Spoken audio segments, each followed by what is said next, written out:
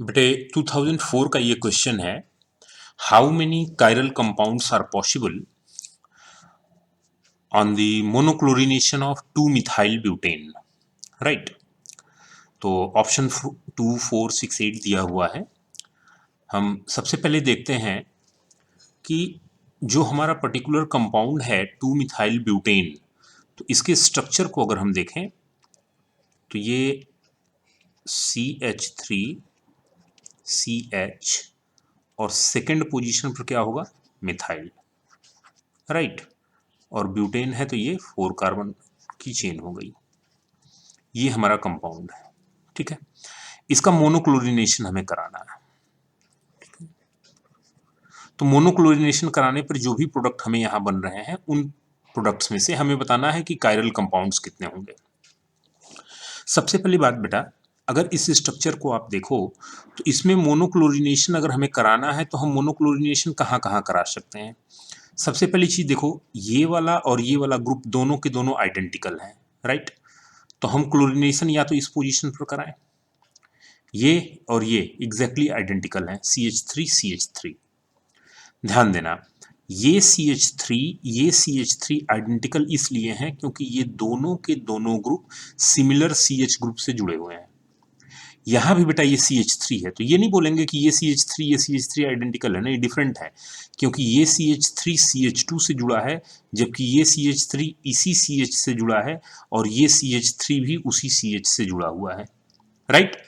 तो अब जो है ये और ये आइडेंटिकल है, तो या तो मोनोक्लोरिनेशन एक बार इस पे करा लें या तो इस पे करा लें। पहला एक पॉइंट और, कि जब बात की जा रही है मोनोक्लोरिनेशन की, राइट, तो हमें यह भी समझना है कि मोनोक्लोरिनेशन क्या है।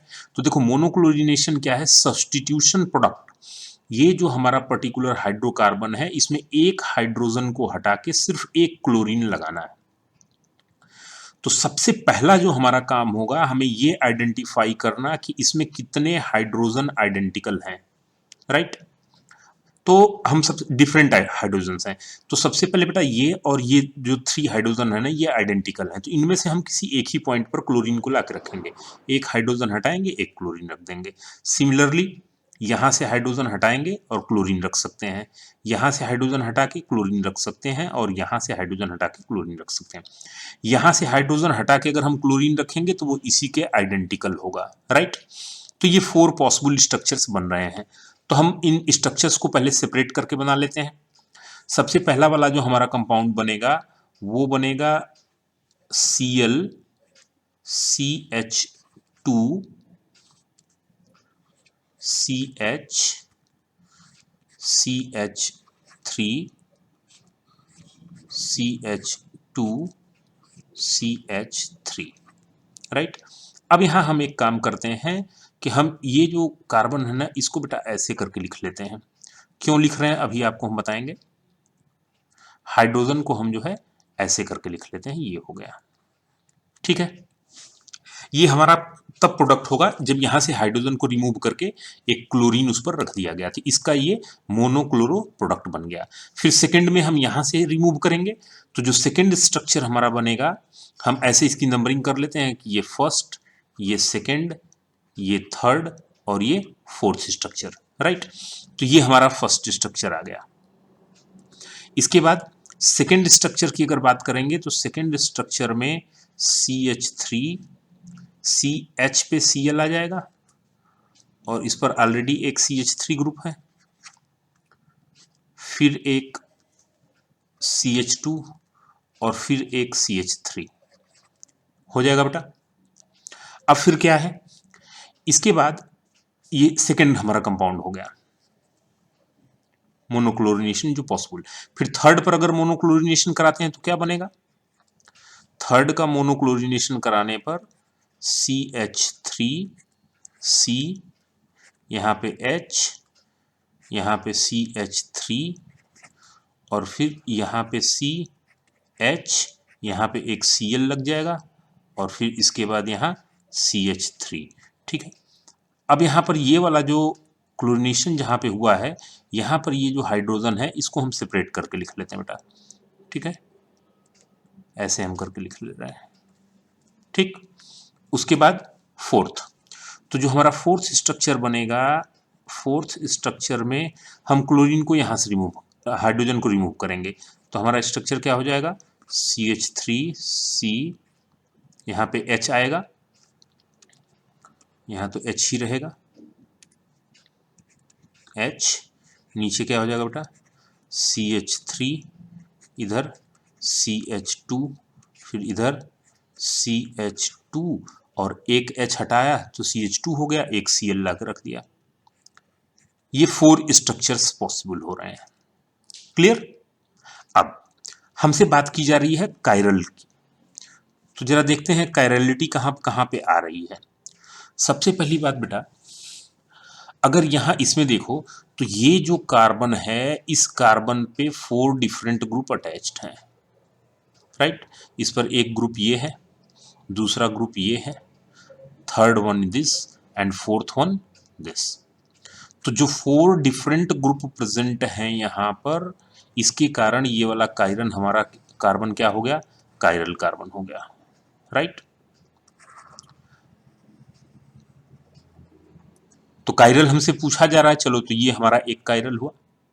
दूसरे पे आ जाओ, यहां की अगर बात करें तो ये जो कार्बन है, इस कार्बन पर ये जो 2 ग्रुप हैं CH3 और CH3, दोनों आइडेंटिकल हैं, और कार्बन पर जब 2 आइडेंटिकल ग्रुप हैं तो वो कार्बन तो कायरल होगा ही नहीं, चारों ग्रुप डिफरेंट होने चाहिए।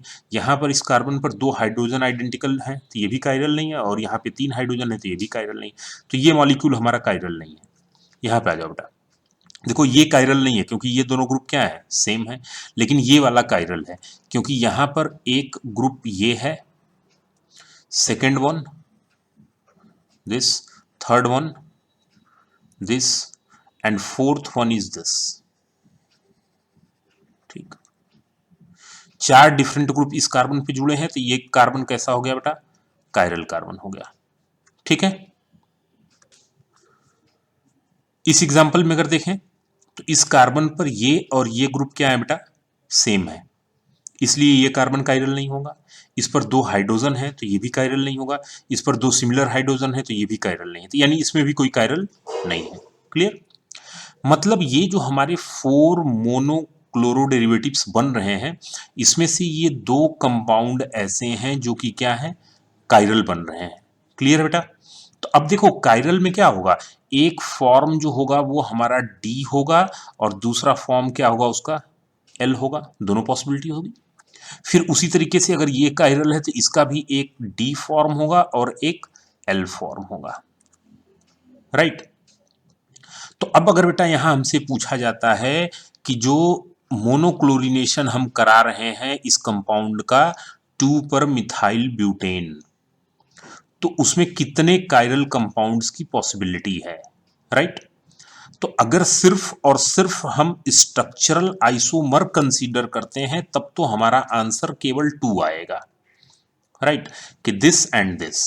लेकिन बेटा यहां पर स्ट्रक्चरल की बात नहीं किया हुआ है, यहां हमसे बोल रहा है how many chiral compounds are possible, possibilities की बात की जा रही है। तो अगर पॉसिबिलिटीज की बात की जा रही है तो यहां पर ये जो 2 कंपाउंड बन रहे हैं जो कायरल हैं, इनमें से इनके दोनों फॉर्म को हम कंसीडर करेंगे, डी फॉर्म को और एल फॉर्म को, राइट। तो हमारा जो ऑप्शन होगा वो कितना हो जाएगा, 2 यहां और 2 यहां, 4। क्लियर है बेटा? तो ये हमारा आंसर जो है इसका 2 और इसका 2 कितना हो जाएगा, 4 हो जाएगा। अगर हमसे पूछा जाता हाउ मेनी स्ट्रक्चरल आइसोमर्स, तो भी हमारा आंसर कितना होता बेटा, 4 होता।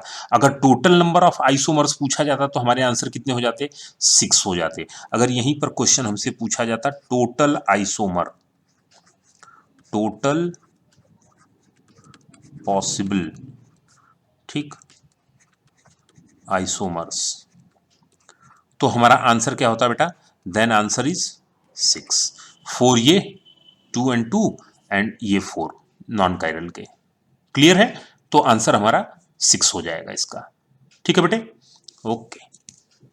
तो यहाँ पे करेक्ट जो आंसर हमारा हो गया, इसे भी आप देख लो, करेक्ट आंसर हमारा क्या होगा, सेकेंड वन।